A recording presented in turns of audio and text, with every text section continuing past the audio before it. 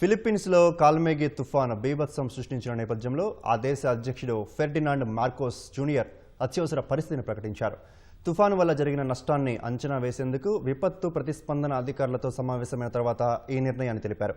అత్యవసర నిధులను వేగంగా పంపిణీ చేయడానికి, ఆహార నిల్వలు అధిక ధరలను నిరోధించడానికి ఇది వీలు కల్పిస్తుందని అధికారిక వర్గాలు తెలిపాయి.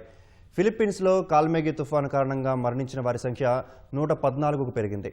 127 మంది గల్లంతు కాగా వారి కోసం సహాయక చర్యలు కొనసాగుతున్నాయి. భారీ వరదల వల్ల వేలాది ఇళ్లు ధ్వంసమయ్యాయి. పలుచోట్ల వాహనాలు కొట్టుకుపోయాయి. కాల్మేగి తుఫాను కారణంగా 20 లక్షల మంది ప్రభావితమయ్యారు. వరద ముప్పు ఉన్న ప్రాంతాల నుంచి సుమారు 5.5 లక్షల మందిని సురక్షిత ప్రాంతాలకు తరలించారు.